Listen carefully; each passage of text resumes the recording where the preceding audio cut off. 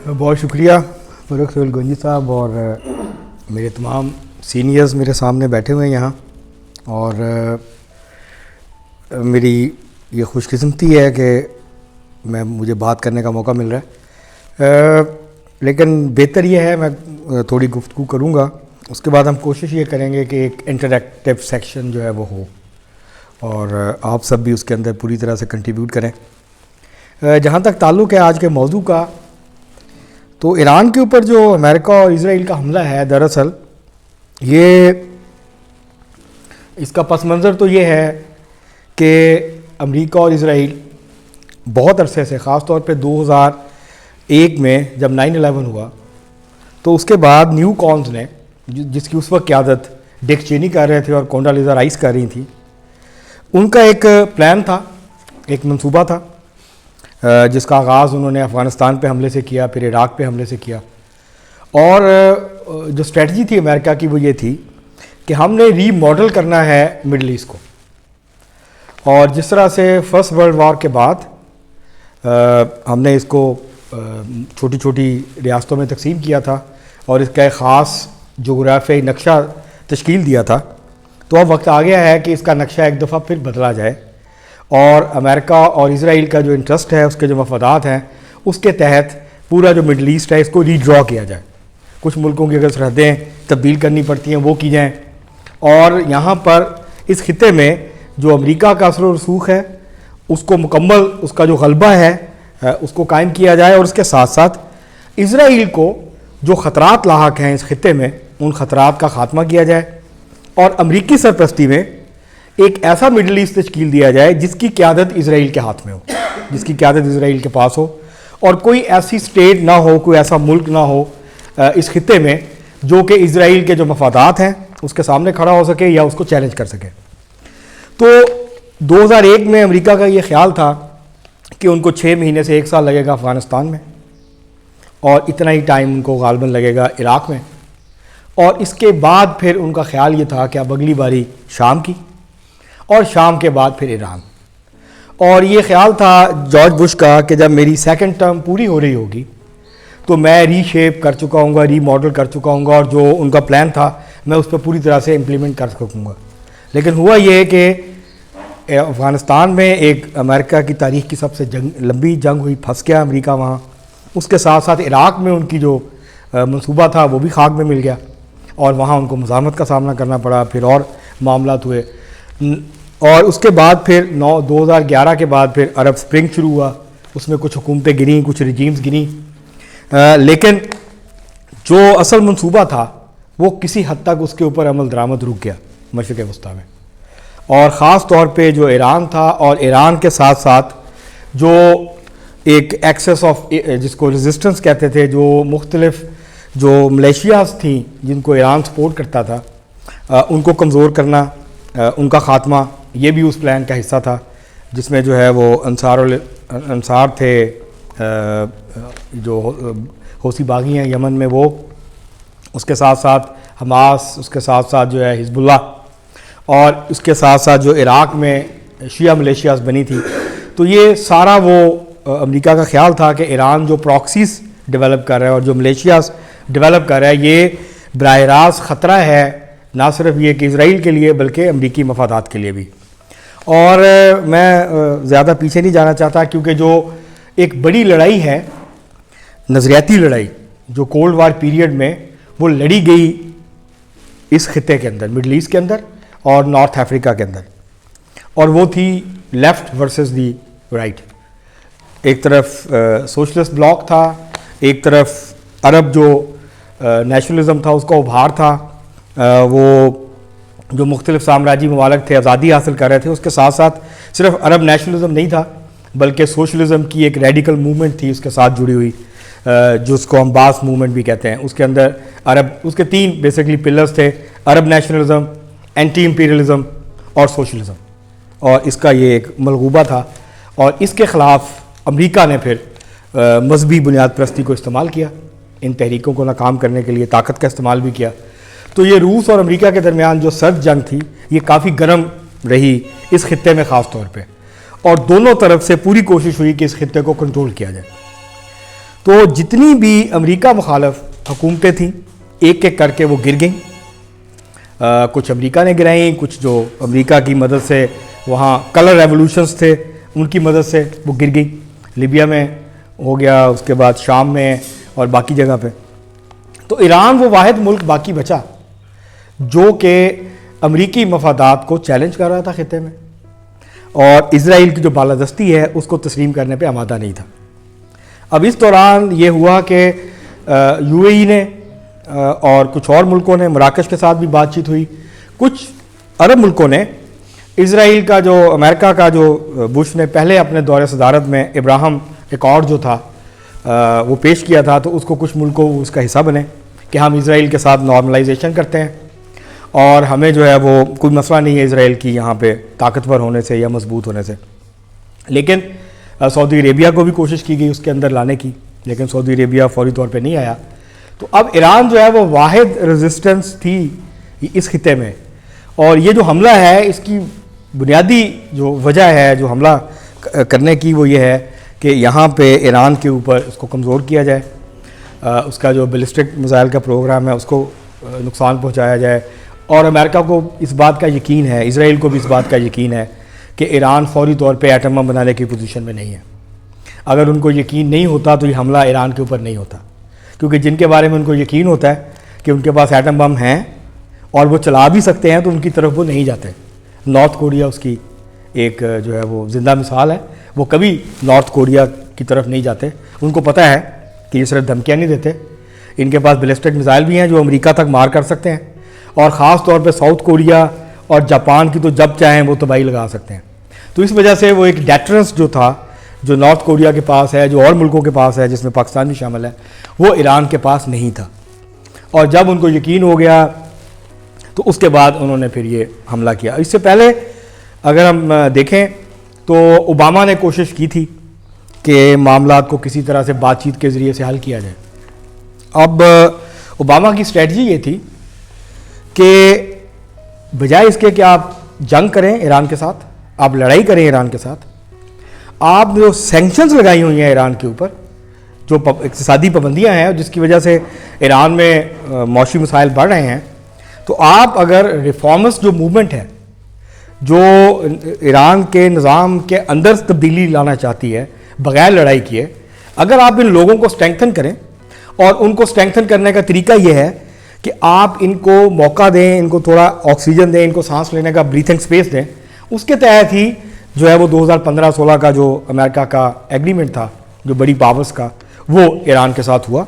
और इसका मकसद ये था कि इसके नतीजे में जो हार्ड लाइनर्स हैं वो वीक होंगे, वो कमज़ोर होंगे, और जो रिफॉर्मिस्ट हैं वो मजबूत होंगे, वो ताकतवर होंगे, और उसके नतीजे में बग़ैर जंग किए हम एक 8, 10, 20 साल में हम वो मकसद हासिल कर सकते हैं कि ईरान को न्यूट्रलाइज़ किया जाए, वहाँ ऐसी हुकूमत लेके आई जाए जो कि बराह रास्त अमरीकी मफादात को चैलेंज ना करे, और वो जो असला और पैसा और जो उसने प्रॉक्सीज बिल्ड की हुई हैं आहिस्ता आहिस्ता ईरान को उससे हटाया जाए, और उनको कहा जाए कि आप अपनी तरक्की पे तवज्जो दें, अपनी जो डेवलपमेंट है आप उसके ऊपर तवज्जो दें। तो ये बेसिकली उसकी रीज़न थी उसके पीछे, जिसकी वजह से ओबामा ने उस वक्त और अमेरिकन इस्टेब्लिशमेंट ने उस वक्त उनके साथ एग्रीमेंट किया। लेकिन जब ट्रंप आया इलेक्शन जीत के 2016 के बाद, और 2017 में इसने उससे निकलने का ऐलान किया, तो दरअसल इसके दो नुकसान हुए।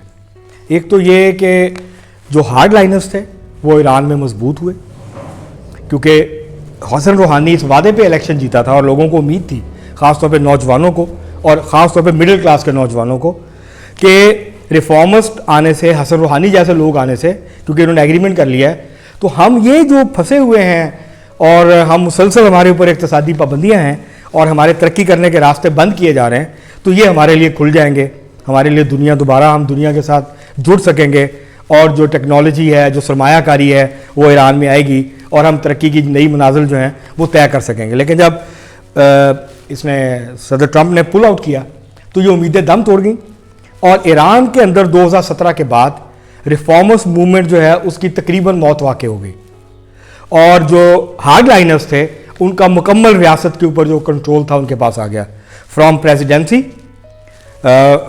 Overwhelming majority in the parliament, और बाकी जो रियासत के इदारे थे वहाँ पे हार्ड लाइनर्स ने आहिस्ता आहिस्ता अपनी गिरफ्त मजबूत की। इब्राहिम रईसी इलेक्शन जीते, उसके बाद फिर ये जो मौजूदा सदर हैं ये जीते। तो जो रिफॉर्मर्स मूवमेंट थी वो ख़त्म हो गई। मेहदी क्रोबी और जो दीगर liberal pro west opposition leaders थे उनको ईरान ने उनको गिरफ्तार कर लिया, उनके गिर्द जो मूवमेंट थी उसको तोड़ दिया। और गुज़श्ता 2006-07 के बाद से ईरान में हर 2-3 साल के बाद एक मास मूवमेंट खड़ी होती है।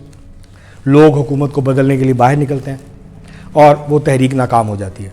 और उसकी बुनियादी वजह यह है कि जो रियासत है, हुक्मरान तबका है ईरान का, उसके अंदर उतनी बड़ी तकसीम नहीं होती, क्योंकि अगर अब मास मूवमेंट के नतीजे में किसी रियासत को आप गिराना चाहें तो उसकी पहली शर्त यह है कि एक तो तहरीक बहुत बड़ी हो और उसको आवाम की बहुत बड़ी तादाद की हमायत हासिल हो। दूसरी ये है, उसकी शर्त यह है कि रियासत के अंदर तकसीम हो, हुक्मरान तबका वाज़ेह तौर पर तकसीम हो जाए और वो फैसला ना कर पाए कि उन्होंने करना क्या है इस तहरीक से निपटने के लिए। तो ईरान में 5-6 दफ़ा ये हुआ, और लेकिन तहरीक कामयाब नहीं हो सकी क्योंकि उतनी बड़ी स्प्लिट नहीं हुई ईरान की रूलिंग क्लास के अंदर। अब ये जब सारे हरबे नाकाम हो गए और अमेरिकन इस नतीजे में पहुँचे कि ईरान को फ़ौजी एक्शन के अलावा इसका और कोई तरीका नहीं है कि हम जो है वो ईरान के अंदर तब्दीली लाएं और ईरान को न्यूट्रलाइज़ करें। इज़राइल काफ़ी देर से ईरान के अंदर उसकी अपनी जड़ें मजबूत कर रहा था, उसके लिंक्स थे, बहुत सारे लोगों को उन्होंने ख़रीदा, और इज़राइल ने अपना एक मुसाद का जो नेटवर्क था वो बहुत हद तक पेनिट्रेटेड था ईरान के अंदर, ईरान की रियासत के अंदर और इदारों के अंदर। और उसके नतीजे में उसने बहुत सारे साइंसदानों को निशाना बनाया, उसने कई और अहम शख्सियात को निशाना बनाया, और उनका ये ख्याल था कि इसके ज़रिए आहिस्ता आहिस्ता जो ऐसे लोग हैं इस रियासत के अंदर या हुक्मरान तबके के अंदर जो कि मुज़ाहमत कर रहे हैं, हम उनको एक एक करके टारगेट किलिंग करके उनको सॉल्व करके ईरान के अंदर से एक तब्दीली जो है वो ला सकते हैं। लेकिन ये सारे तजर्बे नाकाम साबित हुए और ईरान का सिस्टम अपनी जगह इंटैक्ट रहा। ईरान का जो हॉस्टाइल एटीट्यूड था बकौल अमेरिका और इज़राइल के, वो अपनी जगह पे कायम रहा। और इसके बावजूद कि हिज़्बुल्लाह को बहुत कमज़ोर कर दिया इज़राइल ने, पहले हसन नसरुल्लाह को मारा उन्होंने, और उनकी बड़ी जो क़यादत थी हिज़्बुल्लाह की उसको एलिमिनेट किया इज़राइल ने। उन्होंने बहुत ज़्यादा हमले हौसी बागियों के ऊपर भी किए, लेकिन वो मुकम्मल तौर पे वाइप आउट नहीं हुए। मतलब हिज़्बुल्लाह वीक हुई है पहले से, लेकिन ख़त्म नहीं हुई है मुकम्मल तौर पे। तो अब उनका ये ख्याल था कि जब तक ये ईरान के अंदर ये रजीम मौजूद है, वहाँ पे आयतुल्लाह का ये इक़्तिदार मौजूद है, तब तक ईरान जो है वो अपने मकासद जो हैं वो हासिल नहीं कर सकते। अब 3 बड़े मकासद हैं ईरान के साथ जंग पे, ईरान के ऊपर जो हमला हुआ। पहला तो ये है कि ईरान में जो है वो इस हुकूमत को हटा के उसकी जगह नई हुकूमत कायम की जाए, और उनका ख्याल ये था अमेरिका और इज़राइल का, वो इस पर कन्विंस भी थे कि जैसे ही आप आयतुल्लाह ख़ामेनी को, आर्मी चीफ़ को और इनकी लीडरशिप को एलिमिनेट करेंगे, इनको मारेंगे, उसके नतीजे में रियासत बिखर जाएगी और ये टूट के गिर जाएगी और हमें कोई बहुत ज़्यादा मुज़ाहमत नहीं होगी, क्योंकि ऑलरेडी डिवाइडेड था। हमने देखा कि हज़ारों की तादाद में लोग वहाँ पे मारे गए तहरीक के दौरान, और एक बड़ी मूवमेंट जो है वो कुछ अर्सा पहले चंद माह तक ईरान के अंदर मौजूद थी। और अमेरिकन का और इसराइलीज़ का ख्याल ये था कि ये तहरीक जो है और ये जो बगावत हुई है इसको हम इस्तेमाल कर सकते हैं इस रजीम चेंज के ऑपरेशन के लिए। लेकिन ऐसा नहीं हुआ। जैसे ही हमला हुआ, आयतुल्लाह ख़ामेनी, उनका ख़ानदान के लोग, उनकी जो टॉप ब्रास थी आर्मी की, वो मारे गए। लेकिन उसका उलट नतीजा निकला, काउंटर प्रोडक्टिव साबित हुआ वो हमला।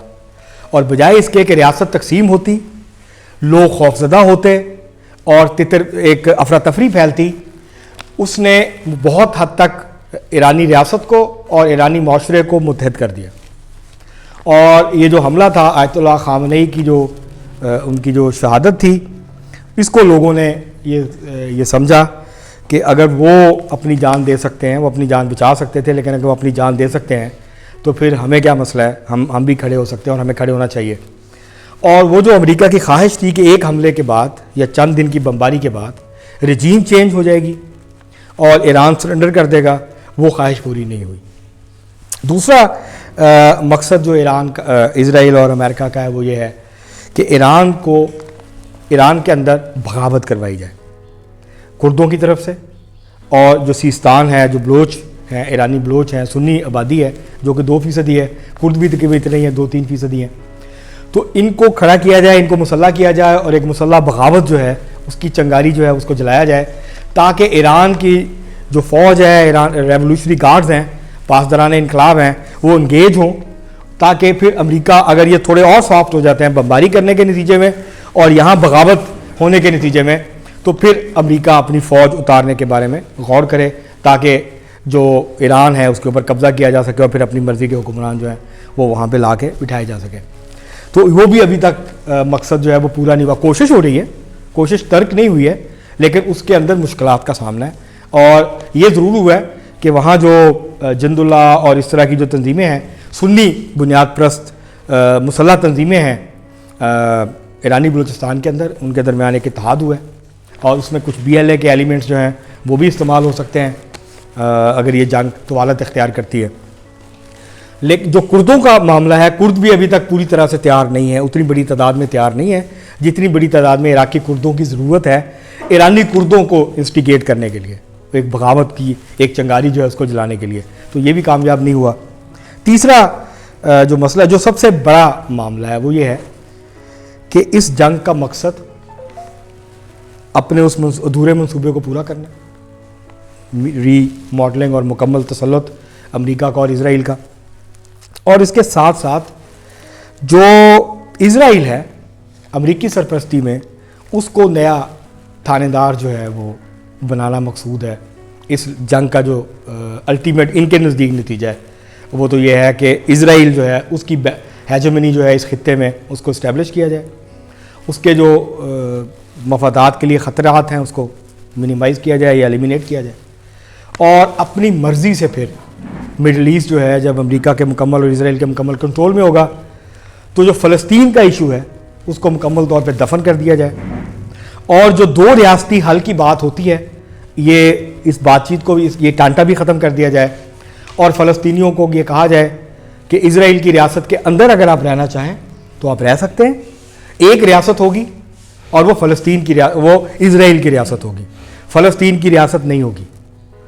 और अगर ईरान ये जंग हारता है और अमेरिका और इजराइल अपना मकसद हासिल करने में कामयाब होते हैं तो पहली कैजुअलिटी इस जंग के नतीजे में ईरान की होगी, वहाँ रिजीम चेंज होगा, वहाँ प्रो वेस्ट जो है वो गवर्नमेंट आएगी, प्रो अमेरिकन गवर्नमेंट आएगी, कोई कठपुतली जो है उसको बिठाया जाएगा, और दूसरी कैजुअलिटी फ़लस्तीनी रियासत और फ़लस्तीनी कॉज की होगी, जिसको कि एक तरह से ये सऊदी अरब के अलावा बाकी सब तो अरब तस्लीम कर चुके हैं पहले ही इजराइल को, बिलवास्ता या बिला वास्ता इब्राहिम अकॉर्ड का हिस्सा बनने के लिए बाकी भी तैयार हैं।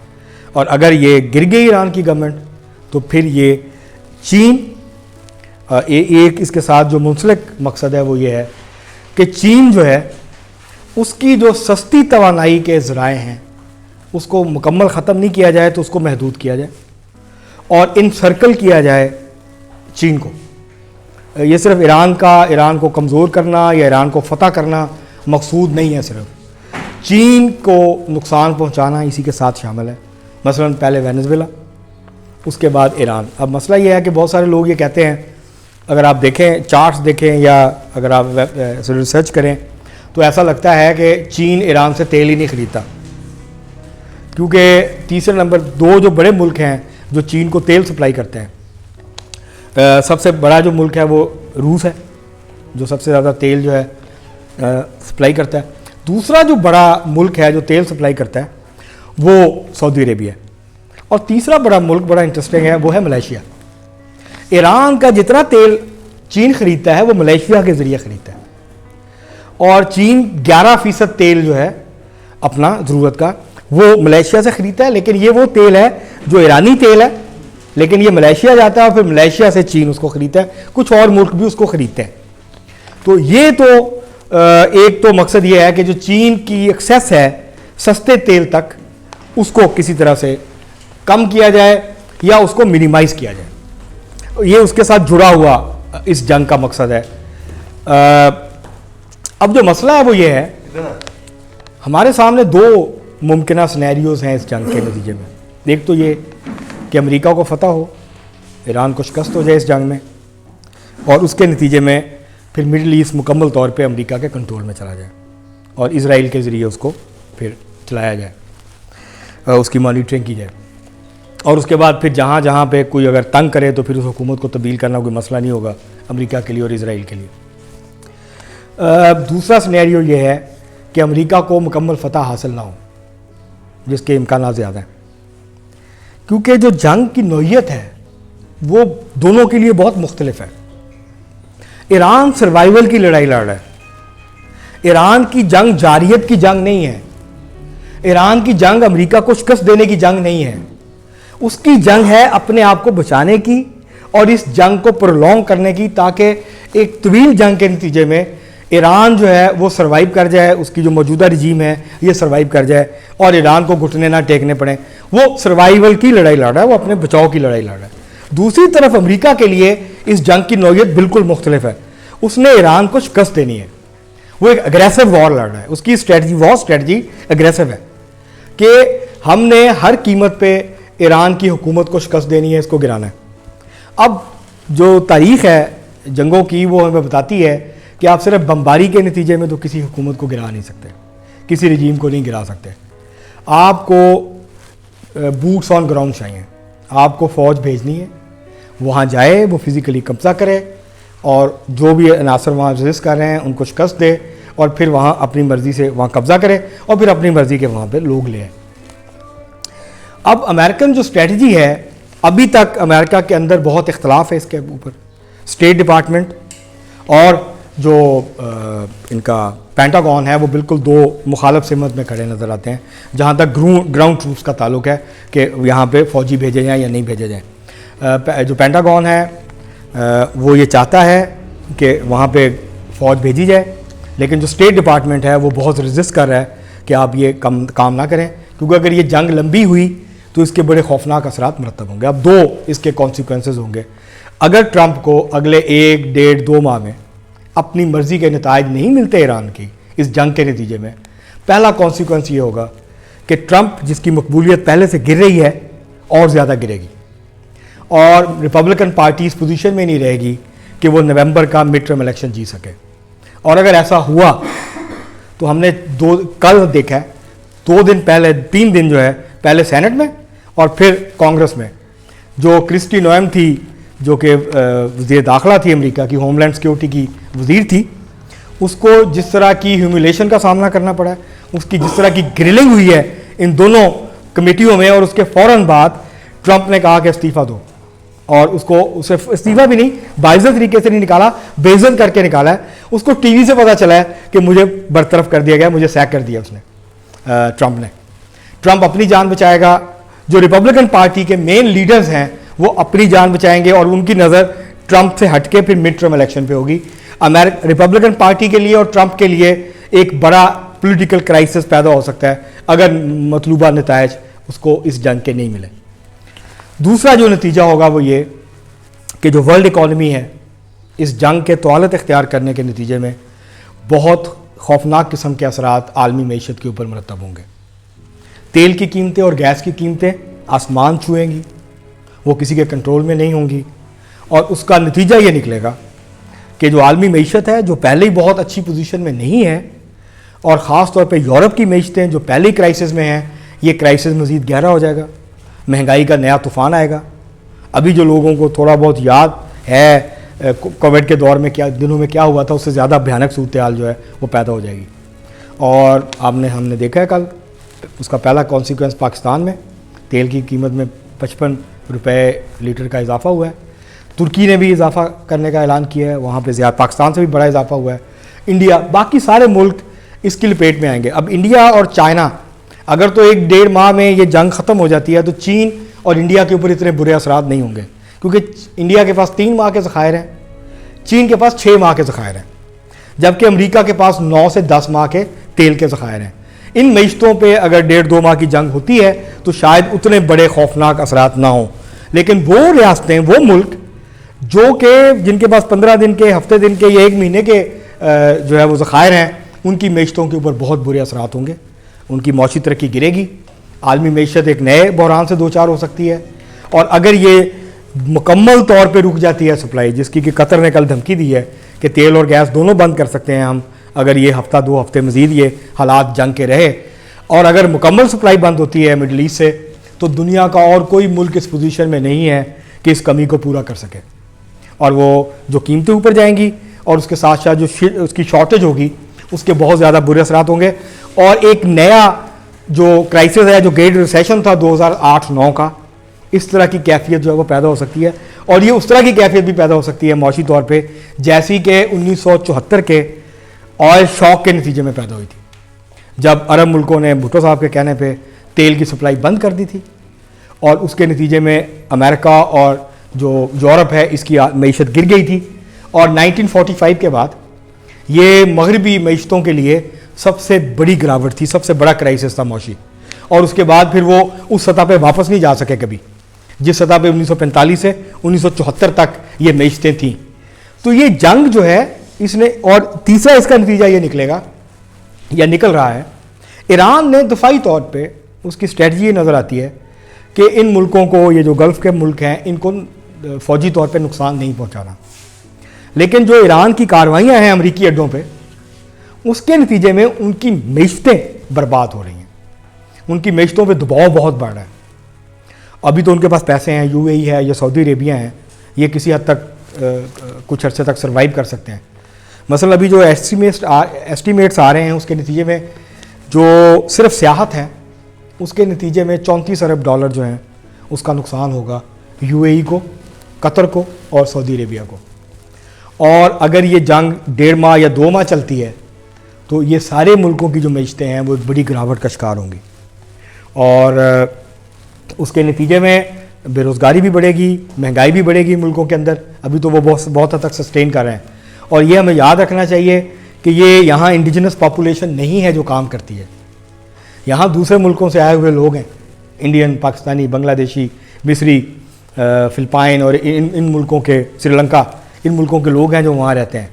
और अगर हालात बहुत ज़्यादा टाइट होंगे तो वो वहाँ सर्वाइव नहीं कर सकते, और इन मुल्कों को या बड़ी सब्सिडीज़ देनी पड़ेंगी या उनको निकालना पड़ेगा, उनको अपने मुल्कों को वापस भेजना पड़ेगा अगर प्रोजेक्ट्स रुक जाते हैं और अगर मईशतों के ऊपर बड़े असरात मुरतब होते हैं। तो ये एक बड़े खौफनाक कॉन्सिक्वेंसेस हैं। यहाँ तक ताल्लुक़ है ईरान का। इस जंग के नतीजे में ईरान की गवर्नमेंट खड़ी रहती है या नहीं खड़ी रहती, ईरान की बड़े पैमाने पे तबाही होगी, हो रही है और होगी। ह्यूमन लॉस होगा, इंसानी जानें भी जाएंगी, और इंफ्रास्ट्रक्चर, फिजिकल इंफ्रास्ट्रक्चर को बहुत बड़ा नुकसान होगा, और उसको शायद फिर 20-30 साल लगेंगे दोबारा तामीर करने में और खड़ा करने में। और इजराइल की और अमेरिका की स्ट्रेटजी, ये आज जो है सेंट्रल कमांड है अमेरिका की, उसने ये तस्लीम किया कि हम 3000 हमले अब तक कर चुके हैं। अगर अमेरिका ने 3000 हमले किए हैं तो इजराइल कम से कम 4 से 5000 हमले कर चुका है ईरान के ऊपर।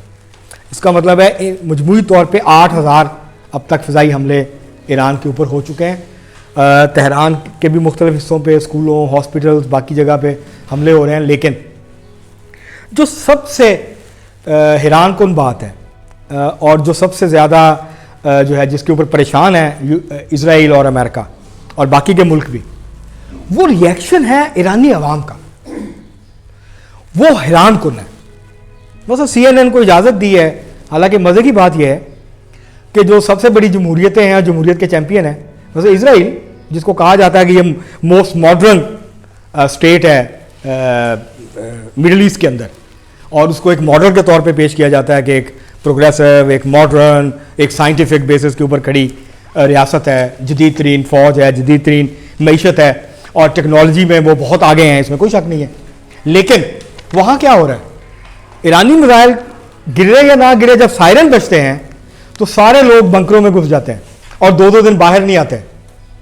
ईरान ने, और उन्होंने मीडिया को बैन कर दिया है। CNN, BBC रिपोर्ट कर रहे हैं कि हमारे रिपोर्टर्स आपको नहीं दिखा सकते कि इजराइल में क्या हो रहा है।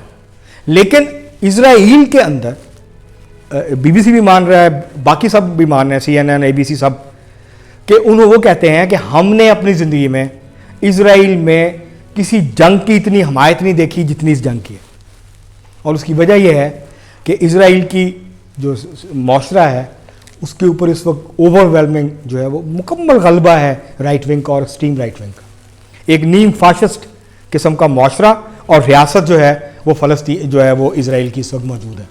अगर कोई फाशिस्ट रियासत के तारीफ पे या डेफिनेशन पे पूरी उतरती है तो वो इसराइल है, वो इसराइल की रियासत है, जहाँ बेतहाशा हमायत है नीचे से एक्सट्रीम राइट विंग लोगों के लिए, फाशिस्टों के लिए, और रियासत एक मुकम्मल फाशिस्ट रियासत के तौर पे एक्ट कर रही है। तो ईरान में ऐसा नहीं है। जो CNN ने रिपोर्ट किया है कि यहाँ हर चीज़ खुली हुई है, बाज़ार खुले हैं, मार्केट्स खुली हैं, लोग अपनी नॉर्मल लाइफ जो है वो गुजार रहे हैं, कोई पैनिक नहीं है, कोई अफरा तफरी नहीं है। और जब आप किसी मुल्क पे हमला करते हैं तो आप सबसे पहले ये देखना चाहते हैं कि वहाँ अवाम का रिएक्शन क्या है। तो अभी तक तो जो अमेरिका और इसराइल की ख्वाहिश थी, अवाम का रिएक्शन उसके बिल्कुल बरक्स है। और ये सबसे तशवीश की बात है अमेरिका के लिए और इसराइल के लिए, क्योंकि उनका ये ख्याल था कि फ़िज़ाई हमले होंगे, ईरानी अवाम हम बगावत करेंगे और उसके बाद हमें फ़ौज उतारने में आसानी होगी, हमारा ज़्यादा काम ईरानी अवाम खुद कर देंगे बगावत के नतीजे में, और हमें थोड़ा ही काम करना पड़ेगा। हमारी फ़ौज टहलती हुई आएगी, कुछ लोगों को गिरफ़्तार करेगी, कुछ को फांसियाँ देगी, और उसके बाद फिर जो है वो मॉरक्स जो है वो सुख चैन लिखेगा आगे और कहेगा कि सब हंसी खुशी रहना शुरू हो गए। तो ऐसी सूरत हाल तो इस वक्त तक मौजूद नहीं है। अब जंग का अगर हम तनाज़ुर की बात करें तो ये बिल्कुल तय है कि अमेरिका और इसराइल जितनी मर्ज़ी बमबारी कर लें, वो ईरान को बमबारी के ज़रिए शिकस्त नहीं दे सकते। और जैसे मैंने पहले कहा कि नौइयत मुख्तलिफ है जंग की। ईरान ने सिर्फ सर्वाइव करना है, उन्होंने टाइम गुजारना है, दे नीड टाइम। उधर टाइम गुजर रहा है बड़ी तेज़ी से इसराइल और अमेरिका के लिए, क्योंकि जैसे जैसे जो है वो टाइम गुजरेगा। और दूसरी बात यह है कि इसके साथ जुड़ा हुआ सवाल है कि ईरान का ख़र्चा क्या है। ईरान जो है वो उसका जो दिफाई बजट है वो पाकिस्तान से ज़्यादा है।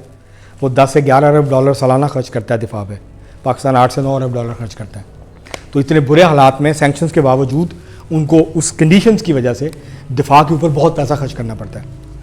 और वो जो एक ड्रोन बनाते हैं वो बनाते हैं $50,000 का या 1 लाख का। और अमेरिका को जो इंटरसेप्टर यूज़ करने पड़ते हैं, या कतर को या UAE को उसको गिराने के लिए, जो 50,000 या 1 लाख डॉलर के, उसकी मालियत है $15 लाख, $20 लाख। और जब वो मिज़ाइल छोड़ते हैं तो उसके नतीजे में उनको जितने पेट्रियोटिक मिज़ाइल या जितने इंटरसेप्टर चलाने पड़ते हैं अमेरिका को, वो उसकी कीमत बहुत भारी है। और इसराइल अमेरिका जो है उसका $1 अरब का रोज़ का ख़र्चा है इस जंग के ऊपर। ईरान का उसका क्वार्टर भी नहीं है उससे, क्योंकि वो तो अपनी जगह बैठे हुए हैं और उनको सप्लाई लाइंस, उनकी जो सप्लाई चेन्स हैं वो बहाल हैं। अभी तक ना तो राशनिंग है वहाँ तेल की, और ना ही खाने पीने की चीज़ों की कोई कमी वाक़ई हुई है। जो सिस्टम है, जो रियासत है, वो अपनी जगह पे मौजूद है, वो काम कर रही है। ये अलग बात है हम उससे नज़रियाती तौर पे या सियासी तौर पे उससे इत्तफाक करें या ना करें, लेकिन वो खड़ी है। और उसका नतीजा ये निकल रहा है कि जो फ्रस्ट्रेशन है ट्रंप की वो बढ़ रही है, इसराइल की बढ़ रही है। और अगर ये जंग लंबी खींची, और जिसके इम्कानात वाज़े तौर पे नज़र आ रहे हैं कि ये लंबी होगी, ये इनकी तवक्को से भी लंबी हो सकती है, क्योंकि जो MI6 का साबक वो सर रिचर्ड शेरोफ है, MI6 का रिटायर्ड हेड है, उसने ये कहा है कि ये जंग कम से कम सितंबर तक जाएगी। उसने कहा है कि सितंबर से पहले इस जंग के ख़त्म होने के इम्कानात बहुत कम है।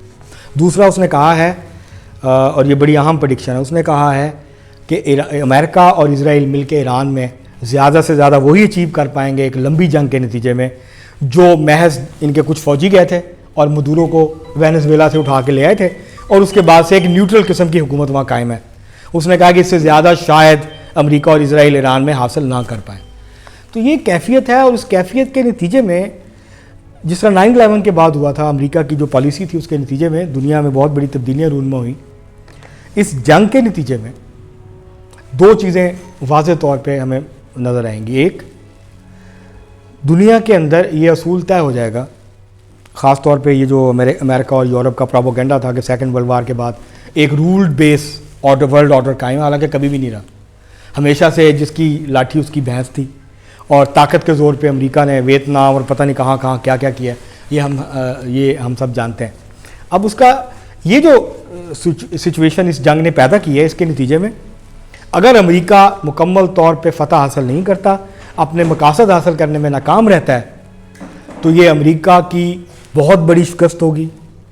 और उसके बाद अमेरिका का रिवर्स गेयर लगेगा, अमेरिका को बहुत ज़्यादा नुकसान होगा अमेरिकी मफादात को इस खित्ते में। और मशरक़ वस्ता में चीन, रूस और ईरान की ये जो तकोन है ये मजबूत होगी, एक्सेस ऑफ रेजिस्टेंस जो है वो वापस आएगा और फ़लस्तीनी रियासत का सवाल पूरी शिद्दत के साथ उभरेगा और इजराइल के जो मंसूबे हैं वो धरे के धरे रह जाएंगे और वो खाक में मिलेंगे। लेकिन अगर अमेरिका कामयाब होता है तो उसका कॉन्सिक्वेंस ये होगा कि चीन और रूस को इस खित्ते से एक तरह का देश निकाला मिल जाएगा। उनको वहाँ से बोरिया बिस्तर अपना गोल करना पड़ेगा अगले 15-20 साल के लिए। और अगर ये अमेरिका जंग जीता है तो अगले 15-20 साल इस खित्ते में और दुनिया पे अमेरिकन जो बालादस्ती है उसको कोई बड़ा ख़तरा दरपेश नहीं होगा। चीन की जो राइज़ है ये जंग सिर्फ ईरान के हुक्मरानों के मुस्तकबिल का तयन नहीं करेगी, ये जंग इस बात का तयन भी करेगी कि ये जो दो बड़ी पावर्स की लड़ाई है इसमें कौन अभी फ़िलहाल आगे रहेगा। और मेरा ख्याल है कि अगर ये अमेरिका जंग जीता है तो फिर चीन को 15-20-25 साल चाहिए होंगे अमेरिका के मुकाबले में आने के लिए। और एक बहुत बड़ा एडवांटेज मिल जाएगा अमेरिका को, एक बहुत बड़ा डिसएडवांटेज होगा चीन को।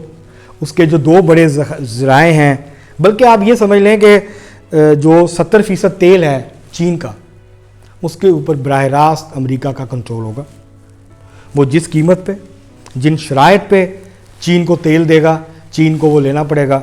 और चीन की जो मौशी तरक्की है वो इसके नतीजे में बहुत बुरी तरीके से मुतासर हो सकती है। और उसकी जो एक्सपेंशन है, BRI है, उसके जो बेल्ट एंड रोड इनिशिएटिव्स हैं, उसकी जो लातीनी अमेरिका में इन्वेस्टमेंट है, अफ्रीका में इन्वेस्टमेंट है, उसके ऊपर बहुत नेगेटिव इम्पैक्ट आएगा। और अमेरिका अगले 15 साल के लिए या 20 साल के लिए अपनी जो बालादस्ती है उसको बहुत हद तक इस्टेब्लिश करने में कामयाब होगा। ये शिकस्त, ईरान की शिकस्त सिर्फ ईरान की शिकस्त नहीं होगी, ये रूस और चीन इन दोनों के लिए बहुत बड़ा धचका होगा और इनका जो इस खित्ते में असर रसूख है वो ना होने के बराबर रह जाएगा। शाम में जो कुछ हुआ उसने इनको नुकसान पहुंचाया। मतलब यूक्रेन की जंग अगर ना हो रही होती तो लोग सवाल करते थे कि ये जंग तवील क्यों हो रही है। और ये अमेरिका जो है, अगर ट्रंप की कोशिश कामयाब हो जाती और ये रूस की ये जो यूक्रेन की जंग है ये 4 या 6 महीने पहले कोई एग्रीमेंट हो गया होता और रूस इन्वॉल्व ना होता यूक्रेन में इस हैवीली, तो यहाँ सिचुएशन बिल्कुल मुख्तलिफ होती, शाम में भी मुख्तलिफ होती और ईरान की सूरत हाल भी मुख्तलिफ होती। रूस कभी गुरेज नहीं करता बराह रास्त फौजी मुदाखलत करने से, लेकिन अब वो इस पोजीशन में नहीं है, ना फौजी लिहाज से ना माशी तौर पे। तो ये इस जंग है, ये जंग सिर्फ मशरक़ वस्ता के मुस्तकबिल का तयन नहीं करेगी, सिर्फ ईरान के मुस्तकबिल का तयन नहीं करेगी, बल्कि ये जंग दुनिया के मुस्तकबिल का तयन भी करेगी। और चीन और अमेरिका के दरमियान जो कशमकश है उसका भी मुस्तकबिल का बहुत हद तक जो तयन है वो इस जंग के नतीजे में हो जाएगा। ये 2 महीने रहती है, 3 महीने रहती है, जो भी इसकी सूरत। आखिरी बात मैं ये ज़रूर कहना चाहूँगा कि अगर ये जंग ज़मीनी जंग हुई और अमेरिका ने अगर फ़ौज भेजी तो अमेरिका की शिकस्त यकीनी है। अमेरिका के सामने यहाँ से निकलने का बाइज़्ज़त रास्ता यही है कि वो महीना 2 महीने जितनी देर भी अपनी वो दिखाना चाहता है, अपनी ताकत दिखाए, ईरान में जितनी तबाही मचाना चाहता है मचाए, और उसके बाद ये कहे कि हमने 2-3 बड़े मकासद हासिल कर लिए हैं, रजीम चेंज का मामला हम फिर उठा रखते हैं किसी और वक्त के लिए और यहाँ से निकल जाए। लेकिन अगर अमेरिका ने ये नहीं किया और उसने अपनी ग्राउंड ट्रूप्स भेजी ईरान के अंदर, तो फिर ये एक बड़ी जो है वो जंग का आगाज़ होगा और एक लंबी तकलीफ़ दे जंग का आगाज़ होगा, जो ईरानियों के लिए भी तकलीफ़ दे होगी, अमरीकियों के लिए भी तकलीफ़ दे होगी और इस पूरे खित्ते के लिए भी बड़ी तकलीफ़ दे होगी। Thank you.